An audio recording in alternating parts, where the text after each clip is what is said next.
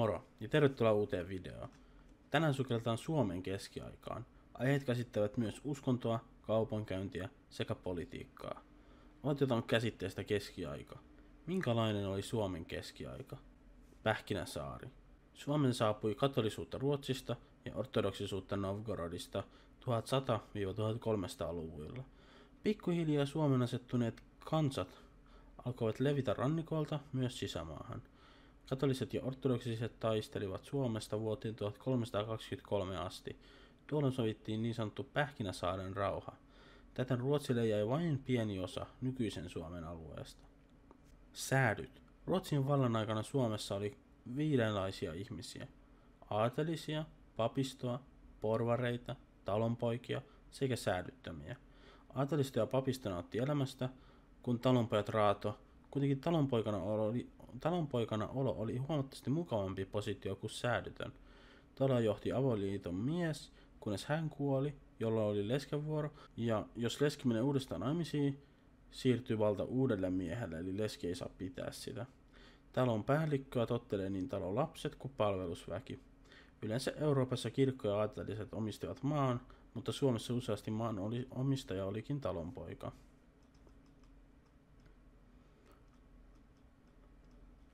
Ristiretket. Ristiretket muualta Euroopasta saapui Ruotsiin ja sitä kautta Suomeen. Myös idästä tuli vaikutteita uskontoon, ja osa jokapäiväisistä uskontoon liittyvistä asioista ovat itämaisia ja osa ruotsalaisia sanoja siis. Suomessa katolinen kristinusko vahvistui ja Suomi oli osa Länsi-Eurooppaa, kuten Ruotsi. Suomi oli niin harvaan asuttu, etteivät ristiretket kattaneet koko Suomea, mutta sana levisi asukkaiden kesken. Valtaukset. 1293 ruotsalaiset lähtivät ristiretkelle Suomen alueelle. Tämä oli kokonaan maailman 3. ristiretki Suomeen. Karjalassa käännyttiin helposti Ruotsin valtaan, mutta Novgorod idästä oli koko ajan riesana. Ruotsalaiset rakensivat Suomeen linnoja, lopulta sovittiin Pähkinäsaaren rauhasta, mitä käsiteltiin jo aikaisemmin, ja näin Ruotsin ja Novgorodin sota päättyi. Piispa. Turun hiippakunta kattoi koko Suomen Lappia lukuun ottamatta. Piispa oli todennäköisesti Suomen vaikutusvaltaisin henkilö. Turun hiippakunnan johtajalla eli piispalla oli erityisesti yhteys myös paaviin, joka johtaa koko katolista uskontoa. Rakennukset. 1200-luvulla rakennettiin ensimmäisiä kirkkoja Suomessa. Kirkot syötettiin alueelle, johon ihmisten on mahdollisimman helppo päästä, jotta kaikki saivat oikeuden harrastaa kristinuskoa ja käydä kirkossa. Suomessa on paljon puuta, joka on yksi osasyy, miksi aluksi kirkot rakennettiin puusta. Toinen syy on kiven hinta. Kivirakennukset olivat kalliita, mutta 1400-luvulla kirkkojen talous lähti nousuun ja joitain kivikirkkoja rakennettiin. Luostarit. Luostareita oli ympäri Eurooppaa. Suomessa oli hieman kevyempi versio luostareista, eli konventit olivat kuten luostarit, mutta sijaitsevat kaupungeissa eivätkä eristäytyneet muusta maailmasta. Suomessa on ainoastaan yksi luostari, birgittalaisluostari. Luostarissa oli nunneen lisäksi myös miespuolisia ja pappioppilaita. Luostari oli naisille hyvä tapa saada koulutus. Luostarit ja konventit olivat suuressa osassa kirjojen kääntämistä. Tällainen ei ollut suomen kirjakieltä, joten kirjat käännettiin ruotsiksi. Myös ihmisten hoitaminen ja maanviljely kuuluvat luostareiden ja konventtien arkeen. Vaalit. Vuonna 1362 Suomi sai olla ensimmäistä kertaa mukana valitsemassa Ruotsin kuningasta. Ruotsin valta Suomessa kasvoi. Ruotsin vallan takia talonpoikien oli määrä maksaa veroa kirkon lisäksi myös Ruotsin kuninkaalle.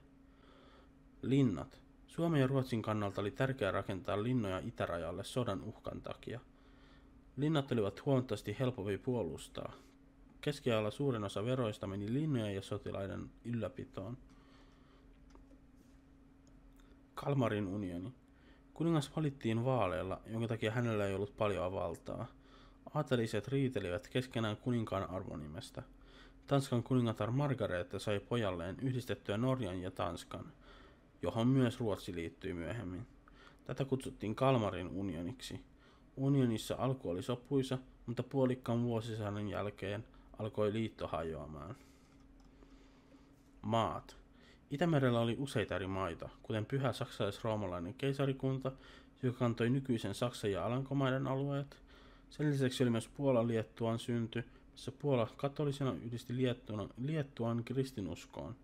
Saksalainen ritarikunta oli myös Baltian maissa käännyttämässä ihmisiä kristinuskoon.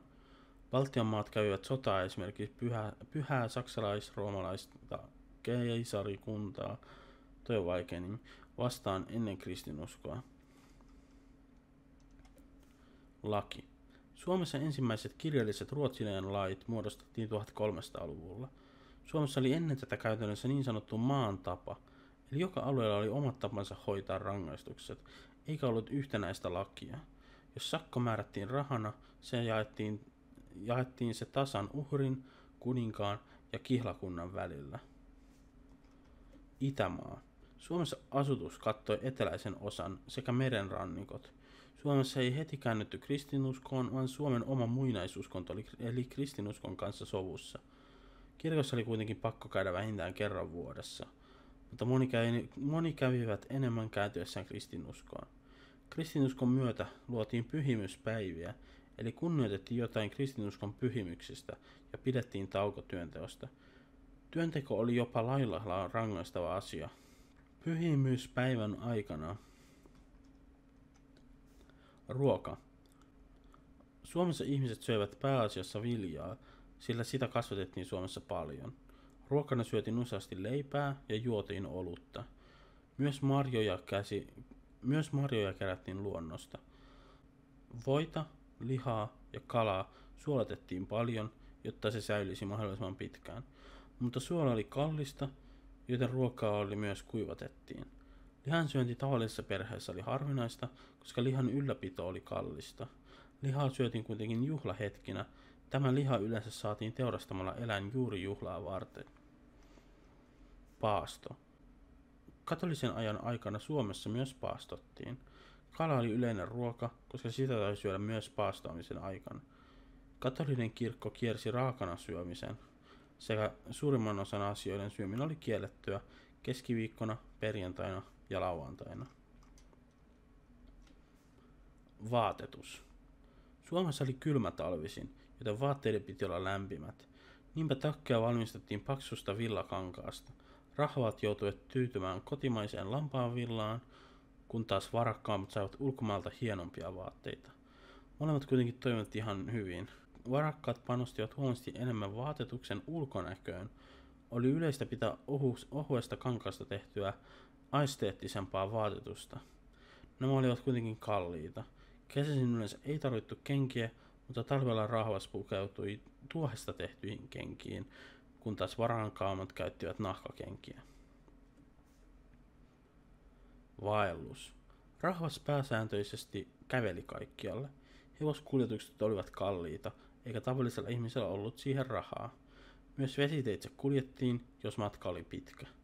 Talvella vesistöjen jäätyessä käytettiin niitä paljon tavaroiden kuljettamiseen, sillä tiet olivat kapeita ja jäällä sai helposti vedettyä rekeä. Tiet myöskään eivät olleet suoria, koska niitä ei ollut paljon ja niillä piti päästä paikasta toiseen. Synty. Hansaliitto syntyi, kun Euroopan vapaakaupungit alkoivat olemaan kelvollisia puolustamaan itse itseään, eivätkä enää siis tarvinneet keisarikunnan suojelusta, josta he maksoivat paljon veroja. Vapaakaupungit liittoutuivat yhteen puolustuksen helpotukseksi ja tästä syntyikin Hansaliitto. Hansaliitto kattoi myös tullauksen. Merkittävimpinä kaupunkina mainitsisin Lübeckin ja Hamburgin. Kaupungit olivat siis itsenäisiä, mutta sopivat yhdessä tulli- ja puolustusliiton. Valtakausi. Hansaliiton vaikutusvalta kasvoi ja he olivat asemassa, jossa he pystyivät vaikuttamaan jopa kuningaskuntiin ja muihin hallitsijoihin. Hansaliiton kaupankäynti oli hyvin tehokasta ja se teki kaupungeista todella rikkaita. Hansaliitto oli myös viisas, jos joku hallitsija uhmasi Hansaliittoa, laittoi Hansaliitto tämän hallitsijan alueen kauppasaartoon, joka muodostuisi kalliiksi hallitsijalle. Hansakaupungeilla oli myös todella paljon rahaa, jonka takia he pystyivät palkkaamaan sotilaita ääritapauksissa, jossa jouduttiin sotaan. Tanska. Vuonna 1361 Tanskan kuningas Valdemar IV valtasi Visbyn, joka kuului Hansaliittoon. Jostain syystä, vaikka heillä oli puolustusliitto, muut Hansakaupungit eivät vastanneet tähän sotimalla. Kuitenkin Valdemar IV uhatessa ajaa hansaliittolaiset kalastajat pois Tanskasta, lähti Hansaliitto vihdoin sotaan, jossa he murskasivat Tanskan. Tanska sai kuitenkin jostain syystä pitää Visbyn hallussaan. Alankomaat. Hollantilaisten kehitettyä pörssin ja osakeyhtiön tuli siitä edullisempi vaihtoehto kuin Hansaliitto. Pikkuhiljaa Alankomaiden valta kasvoi ja Hansaliitto alkoi jäädä jälkeen. Vuonna 1441 Alankomaat virallisesti sai Hansaliiton hyväksymään myös hollantilaiset laivat Hansaliiton Itämerellä. Lopulta Amsterdam nousi suureksi ja syrjäytti Hansaliiton Lübeckin. Loppu. Hansaliiton valta oli heikkenemässä ja lähialueiden kuninkaiden valta taas kasvamassa. Hansaliitto kävi Englannissa sotaa, jonka Hansaliitto lopulta voitti, mutta ei helpolla ja erityisesti ei halvalla. Tanska loi uuden tullin, jota Hansaliitto vastusti, mutta tällä kertaa Tanska vei sodan omaksi edukseen. Hansaliitto tuki kapinallista Ruotsia toiveissaan syrjäyttää Tanska. Lopulta Kustaa Vaasa nousi valtaan, mutta lakkautti Hansaliiton Ruotsissa, joka ei tietenkään ollut Lübeckin suunnitelmissa. Oli aika Hansaliitolle hajota. Suomi. Suomessa ei ollut suuria kaupunkeja. Suurimmat olivat Turku ja Viipuri, jossa asui yhteensä noin 3200 asukasta. Tämä kuulostaa vähältä nykypäivänä, mutta tuolloin ei asuttu tilaihmekerrostaloissa, joten nämä eivät ole kuitenkaan pieniä kaupunkeja. Pääasiassa kaupungit pärjäsivät rannikoilla, missä oli helpompi tehdä kauppaa vesiteitse. Lain mukaan talonpoikien piti käydä kauppaa lähimmän kaupungin porvareiden kanssa, mutta kaikki eivät kuitenkaan noudattaneet tätä. Lain rikkominen tuli huomattavasti halvemmaksi, kun lähdettiin veneellä ulkomaiden kaupunkeihin, joissa sai paremmat rahat. Lokerot. Keskiajalla haluttiin luokitella jokainen joksikin, kuten esimerkiksi säätyihin. Varakkaimmat talonpojat asuivat kaupungissa, jolloin heistä tuli porvareita, koska syrjemmässä asuvien talonpoikien piti myydä kaupungissa asuville, jotka taas saavat lähteä ulkomaille myymään vielä parempaan hintaan. Syrjemmällä asuvilla oli myös hieman erilaiset lait. Käytännössä enemmän maan tapaa käytettiin kuin lakikirjaa. Kaupungeissa oli myös lajiteltu ihmisiä moniin lokeroihin. Kiitos videon katsomisesta, muista tykätä ja tilata kanavaa jos tykkäsit, ja ennen kaikkea onnea kokeisiin.